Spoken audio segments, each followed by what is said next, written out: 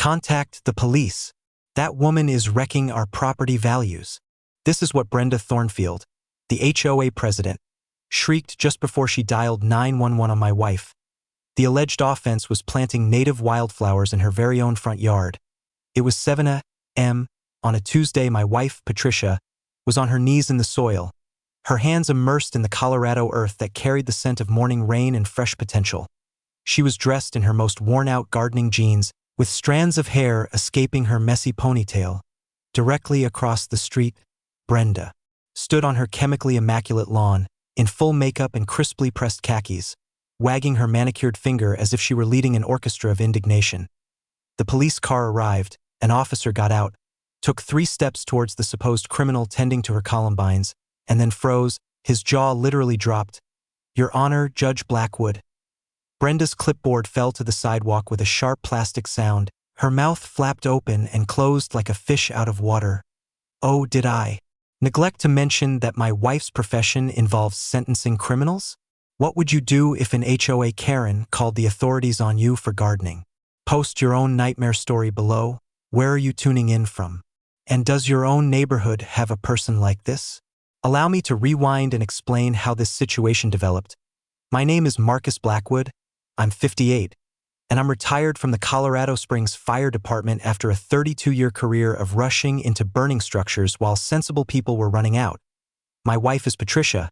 For 15 years, she has served as a municipal court judge, the type who handles drunk drivers and resolves parking ticket disputes with the patience of a saint and the fortitude of a steel girder. We relocated to Willowbrook Estates 3 years ago, seeking that idyllic retirement lifestyle. You're familiar with the kind of neighborhood. Winding streets named after the trees that were felled to create it. The houses all seem to have been conceived by the same committee of beige aficionados. It's a blend of retirees like ourselves and young families, whose children's chalk drawings on the sidewalks somehow manage to offend certain residents. Our home is a modest ranch-style house. Nothing extravagant. Patricia was drawn to the large front yard, having yearned for a proper garden for many years. Her court schedule had never permitted anything more than a handful of potted plants on the balcony of our previous apartment. Then there's Brenda Thornfield, age 62, who resides in the most substantial house on Maple Ridge Drive. It's the one with columns that have no structural purpose other than to proclaim that significant people live inside. She is a former real estate agent who governs the HOA presidency as if she were managing a small nation. She's the kind of person who irons her jeans and has color-coordinated gardening equipment. For the initial 2 years, everything was peaceful. We remitted our HOA dues, maintained our lawn at the regulation height, and refrained from parking RVs in our driveway. Patricia would greet neighbors during her morning jogs. I would assist people with jump-starting their cars in the winter. It was typical suburban life. Then, this past spring, Patricia opted to substitute our failing Kentucky bluegrass with native Colorado wildflowers. We're talking about columbines, Indian paintbrush, and blanket flowers. Plants that are indigenous to this area, unlike grass that requires relentless watering in our semi-arid climate. She dedicated her weekends to this project, working on her hands and knees, the pleasant aroma of lavender borders blending with the scent of freshly tilled earth that felt like velvet to the touch. That was when Brenda made her move. I was enjoying my morning coffee, relishing that initial bitter taste while observing Patricia deadheading some wilted blooms, when I detected the sharp click-clack of high heels on our pavement. At 7:30 a.m., Brenda was striding up our walkway as if delivering a summons, clad in pressed slacks and wearing enough perfume to overpower a horse. "This landscaping is in violation of our community standards," she declared, brandishing a sheet of paper that appeared to have been printed on a 20-year-old machine. "I am levying a $200 fine for non-conforming vegetation." Patricia rose slowly, dusting the soil from her knees. In her composed, judicial voice, she inquired, "Which specific covenant does this contravene?" Brenda's nostrils flared. Section 12, for clearly stipulates that all landscaping must uphold community aesthetic standards. Actually, Patricia countered, as serene as sunshine, Section 12, for only pertains to dead or dying vegetation. These are healthy, native plants. I know the intent when we drafted these regulations, and in that moment, we understood that we were not dealing with an individual who had made a simple error.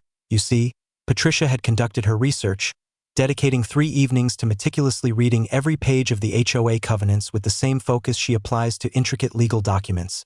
The regulations only mention the removal of dead plants, the maintenance of grass at a suitable height, and the requirement to keep yards clear of debris and unsightly items. There was no mention of plant varieties, no mention of aesthetic standards, and nothing that would render a wildflower garden unlawful. But Brenda had a history. In the following week, we discovered 3 other families who had been singled out. Frank Clove, a 74-year-old Vietnam veteran, was fined $150 for cultivating tomatoes in the spot where his wife used to care for roses before she died. He was told vegetables were unsuitable for a front yard display. Sarah Quinn, a single mother juggling 2 jobs, was forced to pay $300 to have chalk art removed from her own driveway after Brenda deemed it unsightly temporary markings. Each family had a common thread. They were either elderly, facing financial difficulties, or simply distinctive enough to deviate from Brenda's ideal of suburban uniformity. Patricia placed her coffee mug down that morning with a quiet resolve that makes experienced lawyers uneasy in her courtroom. "We are not going to pay this fine," she stated. Brenda did not accept that response. 2 days after Patricia's refusal to pay, a certified letter arrived, making our mail carrier apologize for its delivery. The return address was embossed, naturally, and inside. The fine had inexplicably increased to $400. The letter asserted that an emergency board meeting had been convened to address our flagrant violation of community standards. The vote was unanimous, according to Brenda's typed minutes, authorizing heightened penalties and giving us 10 days to pay or risk a lien on our property. There was just one issue. Patricia contacted every member of the HOA board that afternoon. "An emergency meeting?"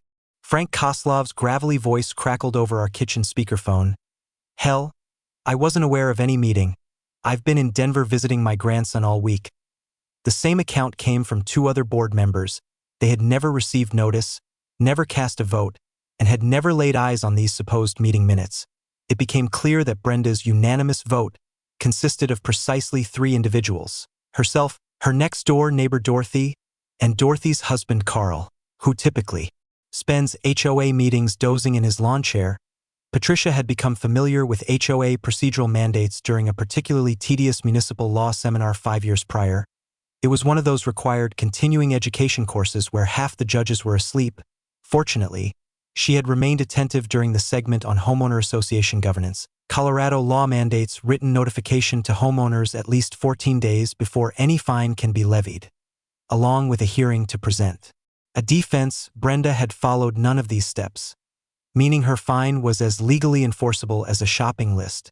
So, Patricia submitted a formal complaint to the Colorado HOA Oversight Division. The wonderful thing about having a judge for a wife is that she knows which forms to use and the exact procedure for filing them.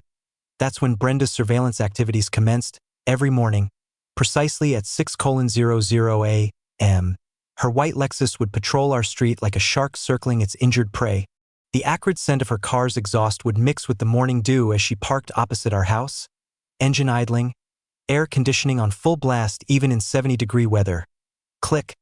A slightly discolored blade of grass was photographed. Click. The garden hose was coiled instead of properly hung. Click, click, click. Yesterday's newspaper, still in the driveway at 6:15 a.m., warranted a close-up shot. The sound of her car door slamming became the neighborhood's new alarm clock. Frank began to schedule his morning walks to coincide with her inspections, just to see her hurry back to her vehicle whenever he waved and called out, "Morning, Brenda. Getting your exercise in." However, this is where Brenda committed her first tactical blunder. While she was preoccupied with assembling her photographic evidence against our wildflowers, Patricia was discreetly gathering something far more potent. She started collecting narratives, knocking on doors during her evening runs, engaging with neighbors at the supermarket, and taking mental notes whenever someone brought up issues with the HOA. The emerging pattern was more disturbing than we had anticipated. Frank's tomato plants were not his initial infraction. Brenda had previously fined him $50 for displaying his Purple Heart license plate holder, asserting it was a non-standard vehicle decoration. She only relented when Frank's veteran friends began asking pointed questions about her support for the troops. Sarah Quinn's chalk art incident was her 3rd violation. It began with a warning about her children's bicycles being improperly stored in their own driveway.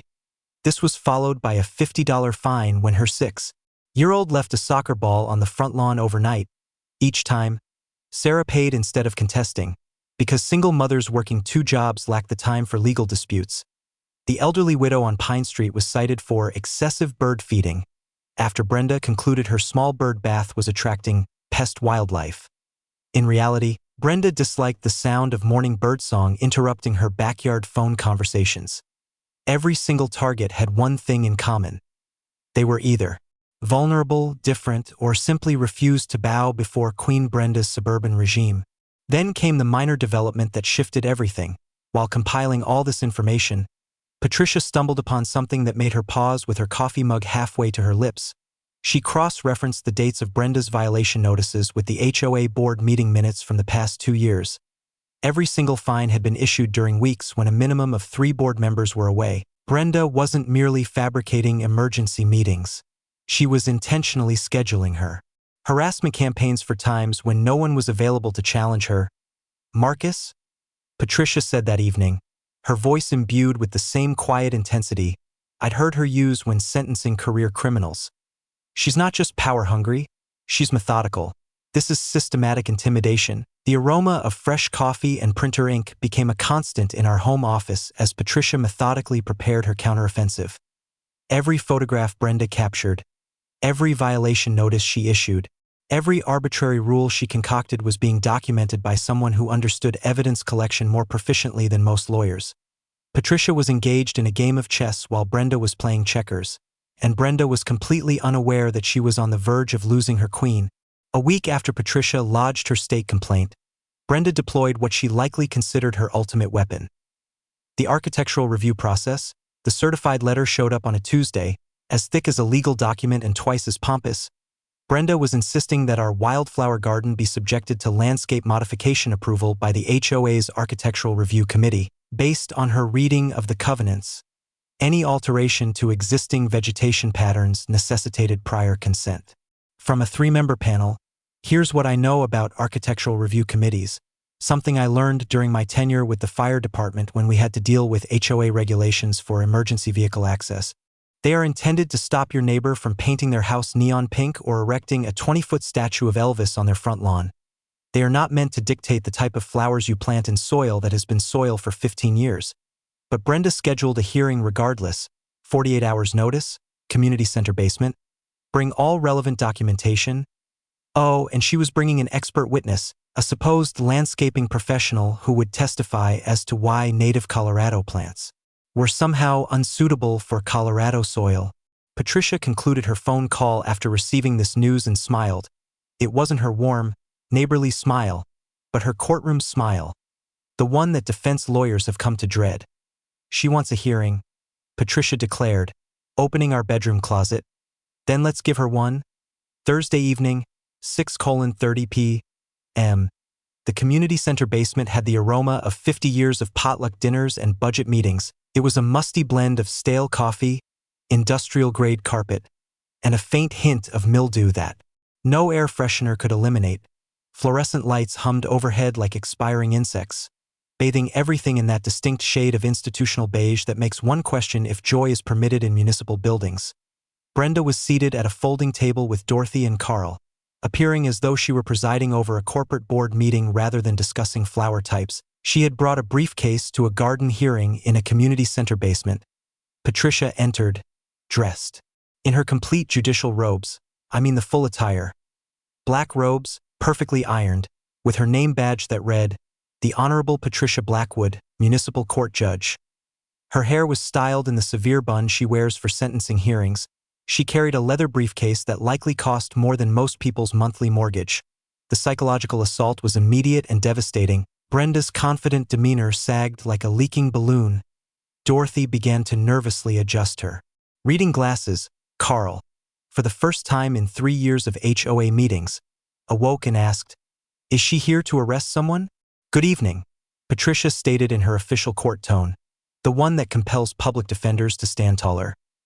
"I believe we are here to review the Colorado revised statutes concerning homeowner association authority over the cultivation of indigenous plants."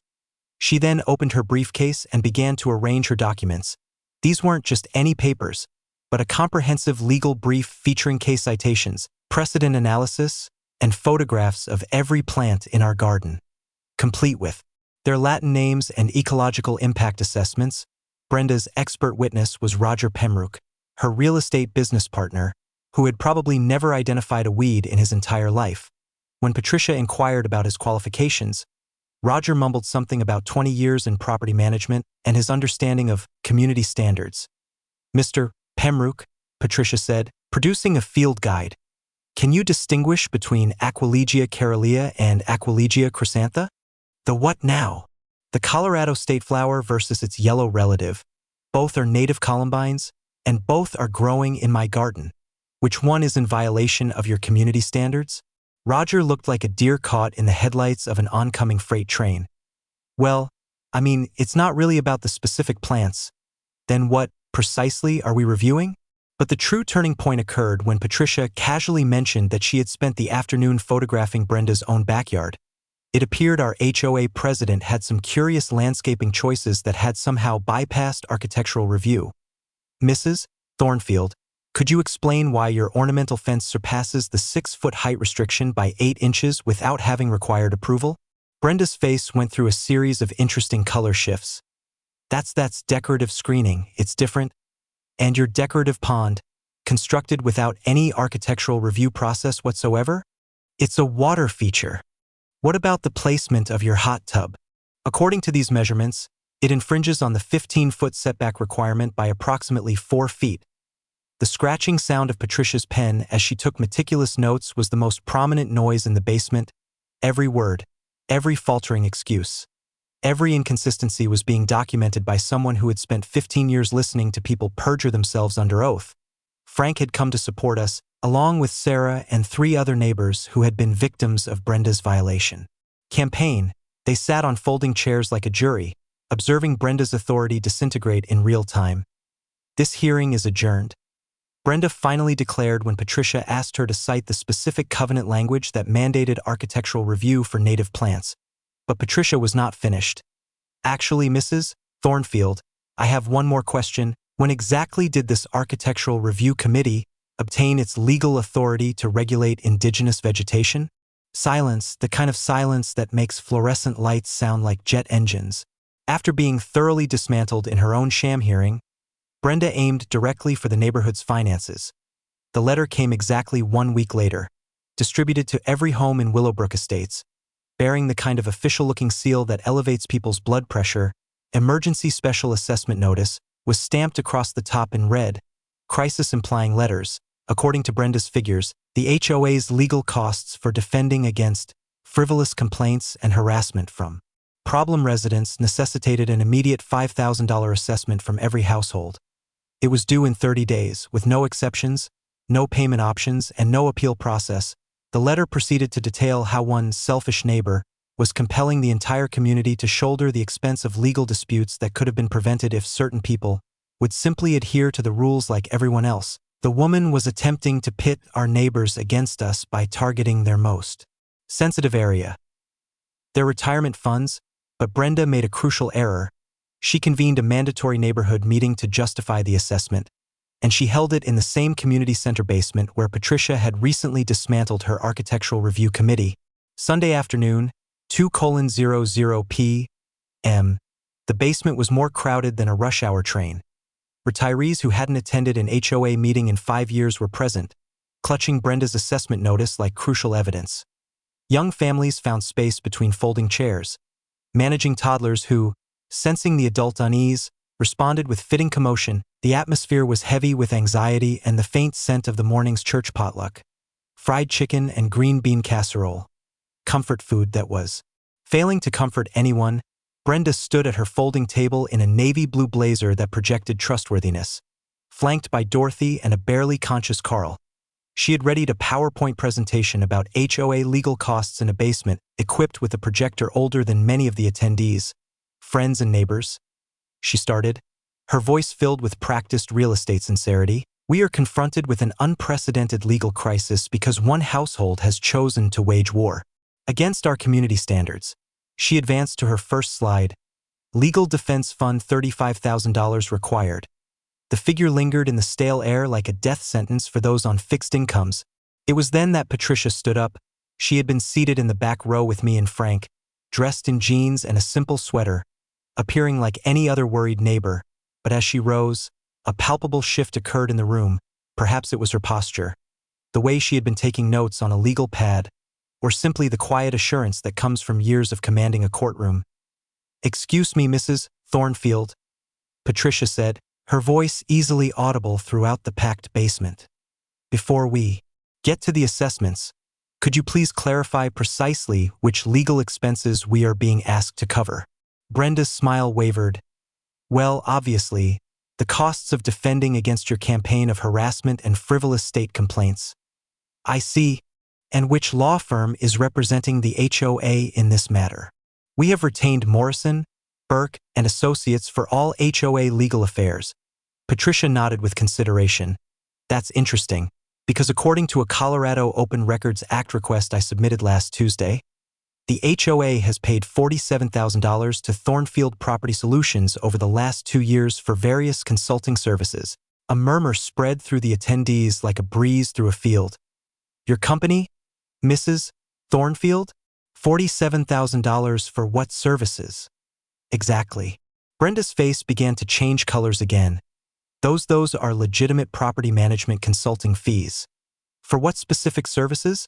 "Because according to these invoices," Patricia said, holding up a substantial folder, "the HOA paid your company $8,000 for landscape consultation services during months when no landscaping work was either approved or performed." Frank then stood up. "She billed me $50 for the removal of invasive weeds from my memorial rose garden. It seems those invoices also went to her company." Sarah's voice resonated from the center of the room. "My vegetable garden violation," she informed me, "the fine would go towards community beautification.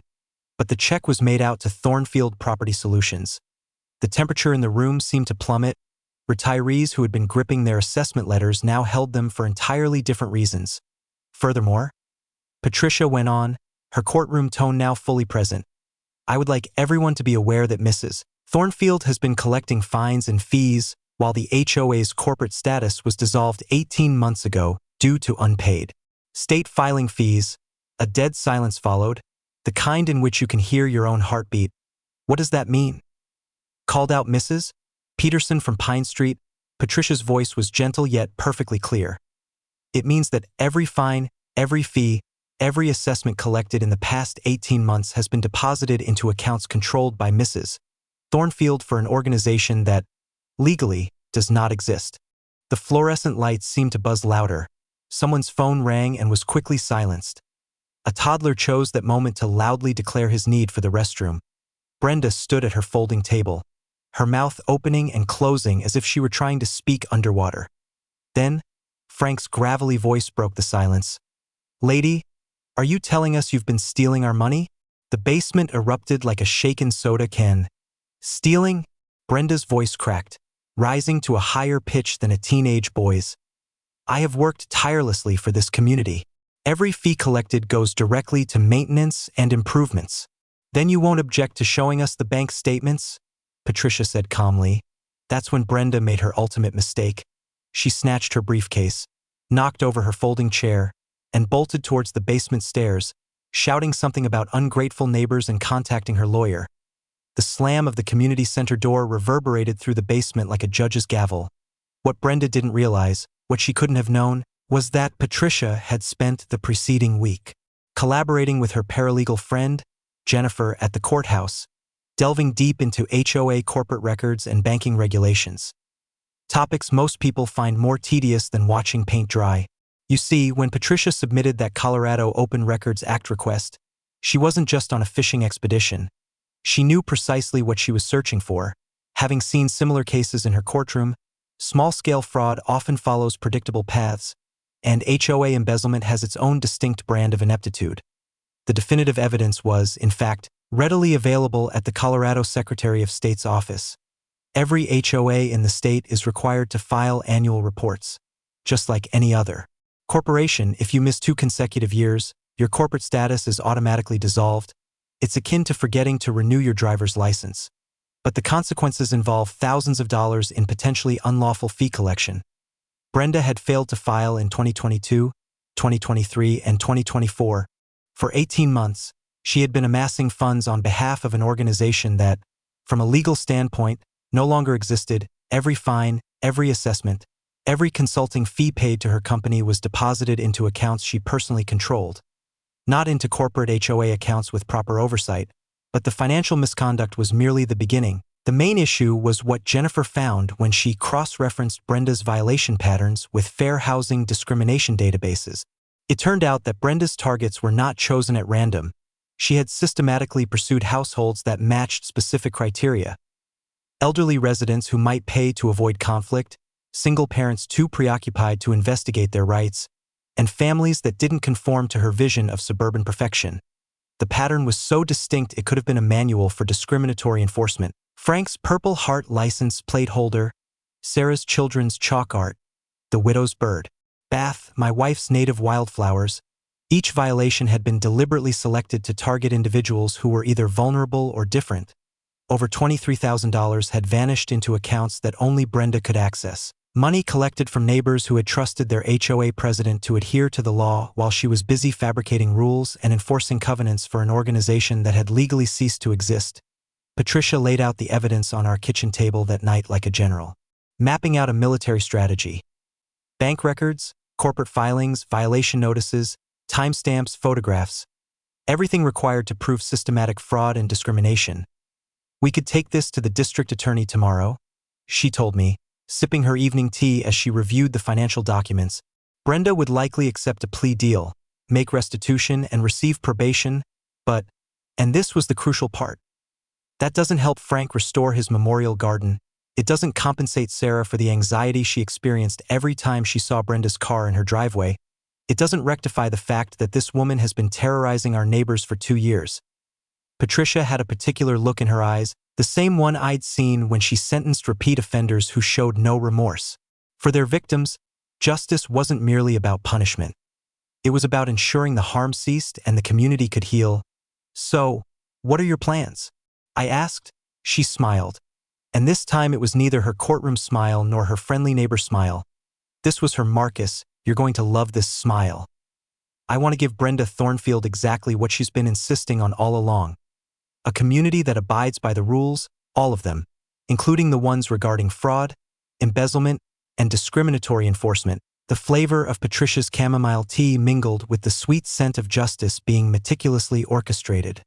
Outside our kitchen window, the wildflower garden bloomed in vibrant defiance under the streetlight, each petal a small victory awaiting the end of the war. The following morning, our kitchen transformed into the command center for what Patricia dubbed Operation Wildflower Justice. By 8:00 a.m., we had gathered what seemed like the world's most improbable legal team around our breakfast table. Patricia was at the helm with her laptop and 3 legal pads filled with her neat handwriting. Frank contributed his military-honed organizational skills and a manila folder as thick as a phone book. Sarah arrived with her smartphone, a portable printer, and the kind of social media savvy that makes millennials formidable when properly channeled. The scent of Patricia's renowned coffee cake blended with printer ink and righteous anger as we devised our 3-part strategy. First priority? Patricia declared, spreading documents across the table like battle plans. We properly restore the HOA's legal status. Frank, you will be our new president. Frank nearly sputtered on his coffee. Ma'am, I just want to grow my tomatoes in peace. And you shall, Patricia assured him. But first, we need someone with integrity to rebuild this organization from the ground up. Someone who has genuinely served his community, not just himself. It was then that Patricia detailed Colorado's HOA restoration procedure. Any dissolved homeowner association can be reinstated by filing new articles of incorporation with the Secretary of State, settling back fees, and conducting proper elections with sufficient notice to all residents. It's a simpler process than most people realize, which likely explains how Brenda managed to neglect it for so long. The legal nuance that many overlook is found in Colorado Revised Statutes 38-33, 3-317. When an HOA's corporate status is dissolved, Any covenants that mandate membership in a corporation become temporarily unenforceable until the legal status is reestablished. Brenda hadn't just been collecting illegal fees. She had been enforcing rules she had no authority to enforce. Second priority, Patricia continued. We freeze those accounts and retrieve our neighbor's money, Sarah. This is where your documentation abilities are essential. Sarah had been discreetly constructing a database on her laptop, cross-referencing every violation notice with bank deposit dates and amounts. Her experience in social media marketing meant she had a better grasp of data tracking than many forensic accountants. Every fee Brenda had collected, every threat she had issued, every discriminatory remark she had made was logged with timestamps and screenshots. I have 3 years of Nextdoor posts where she complained about certain types of people not understanding community standards. Sarah reported, scrolling through her files, plus Ring doorbell footage from 6 different neighbors showing her taking photos without permission. The financial recovery aspect involved leveraging Patricia's network at the courthouse.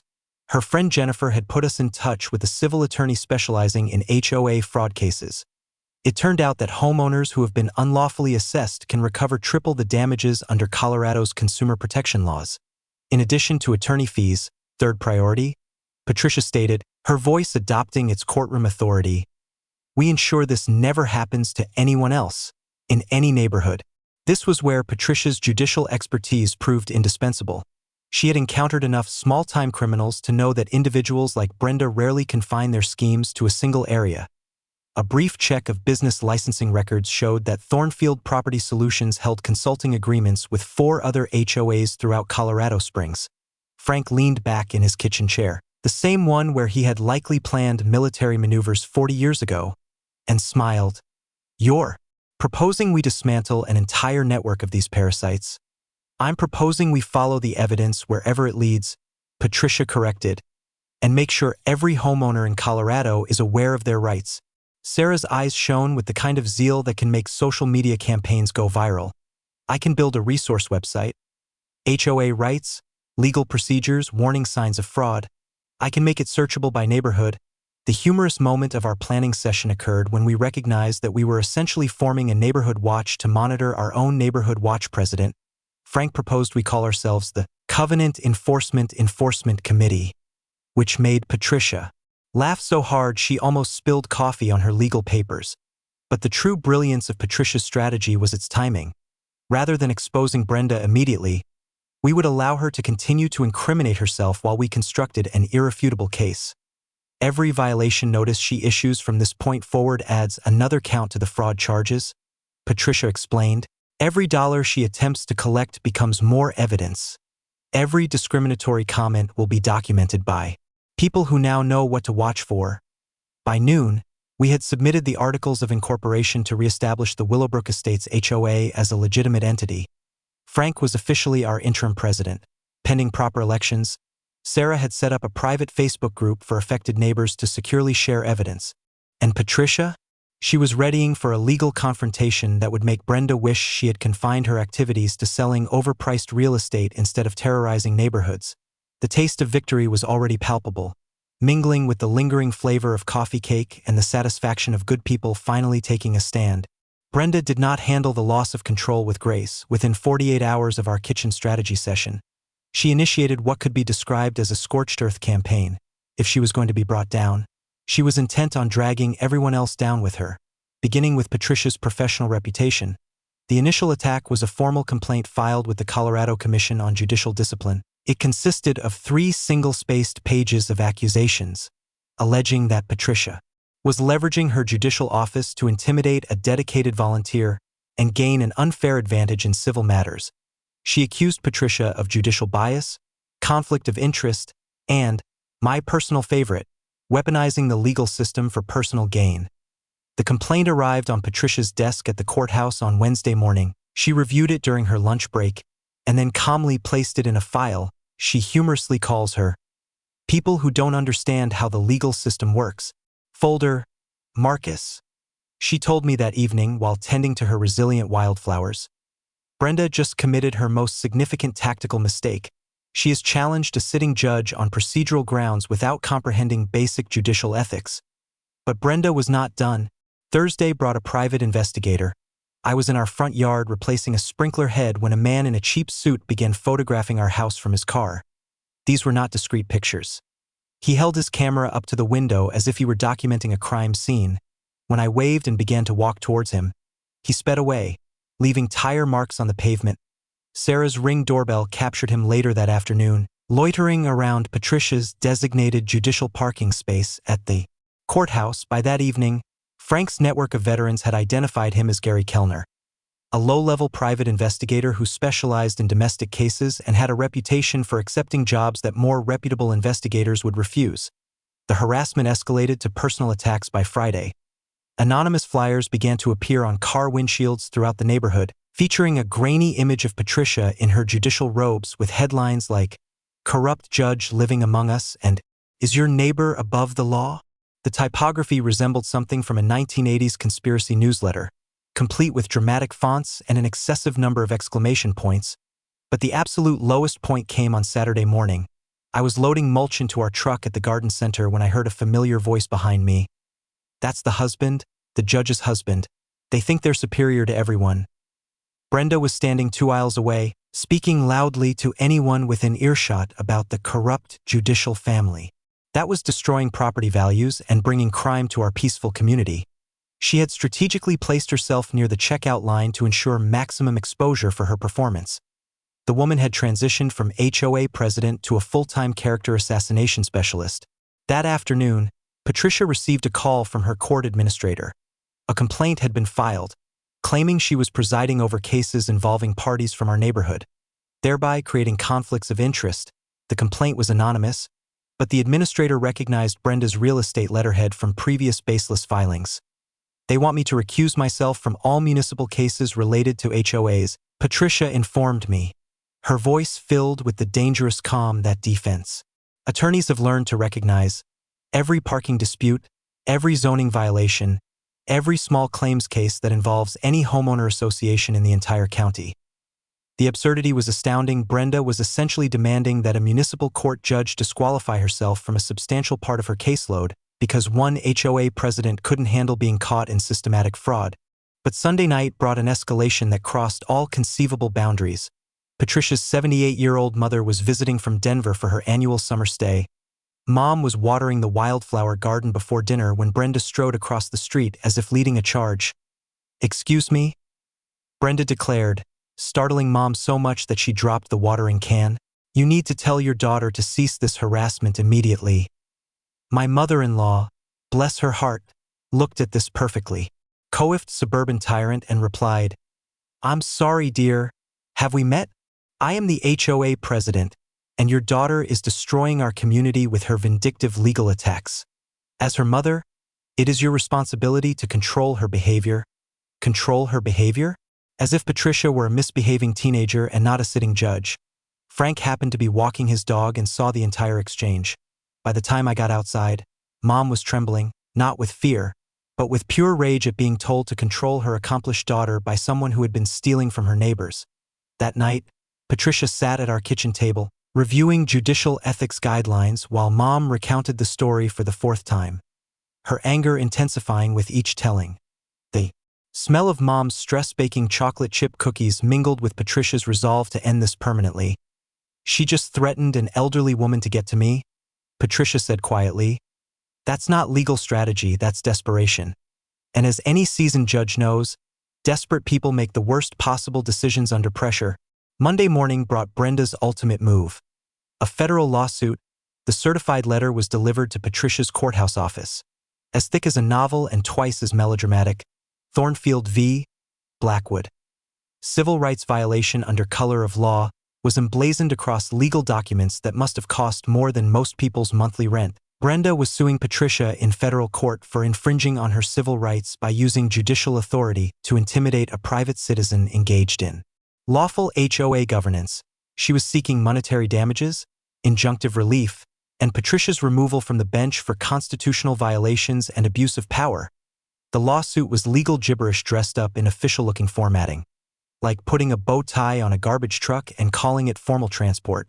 But regardless of its merit, federal civil rights claims demand a response, and responses take time. Time Patricia should have been dedicating to legitimate court matters.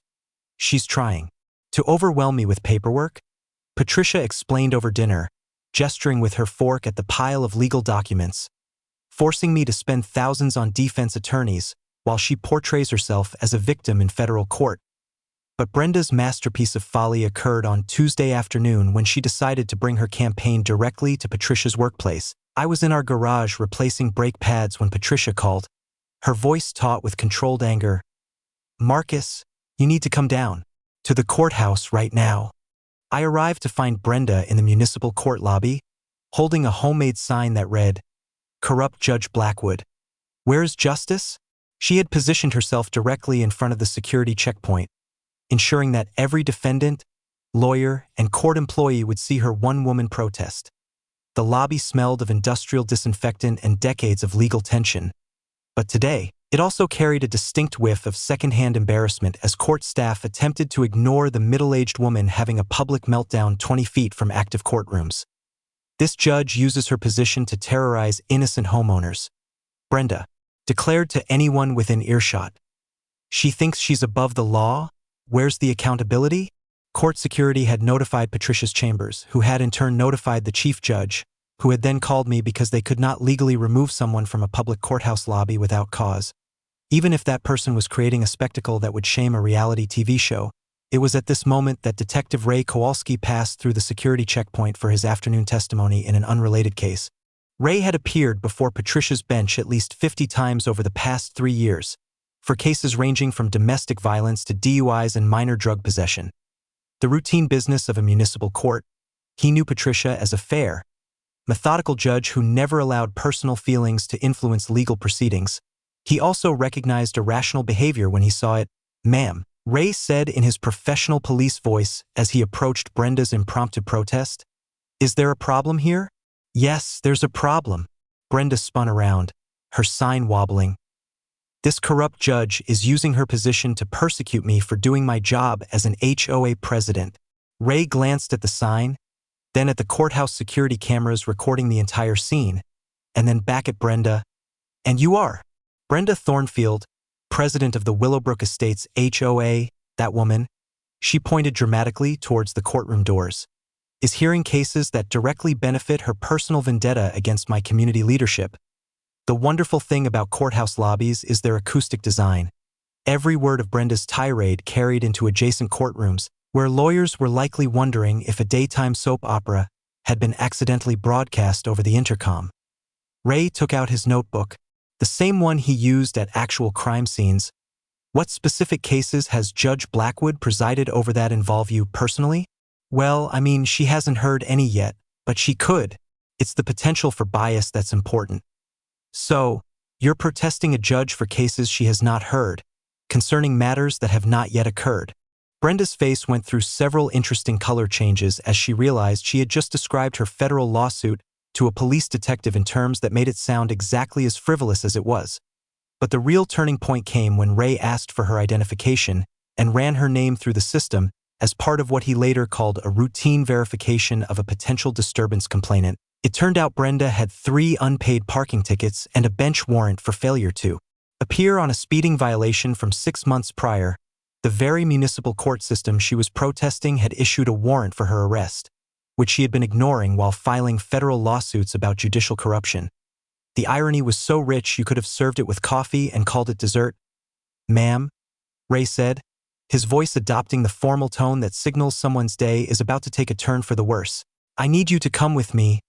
Brenda's homemade protest sign fell to the courthouse floor with a pathetic cardboard thud as Ray explained that her outstanding warrant required immediate resolution, either by posting bond or by spending the evening as a guest of the county jail. The taste of justice was finally becoming sweet enough to savor. 3 days later, Brenda made the phone call that would definitively end her reign of suburban tyranny. I was pressure washing our driveway when Patricia's phone rang inside. Through the open kitchen window, I heard her voice transition from casual to professionally alert in about 3 seconds. "Yes, this is Judge Blackwood. What? Are you sure?" "No, officer. I'll be there shortly." Patricia appeared in the doorway, car keys in hand, with the expression she gets when someone is about to discover why lying to a judge is a poor life decision. "Brenda just called 911, she said, unable to hide a slight smile. She's reporting me for destroying community property and is demanding my immediate arrest for vandalism. The community property in question was my wife's wildflower garden, the same native Colorado plants that had initiated this entire conflict 3 months earlier, now blooming in defiant glory.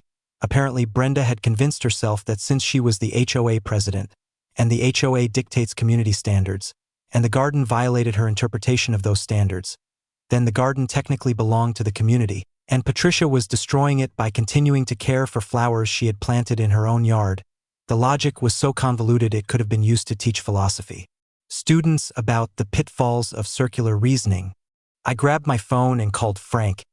"You need to get over here now and bring everyone."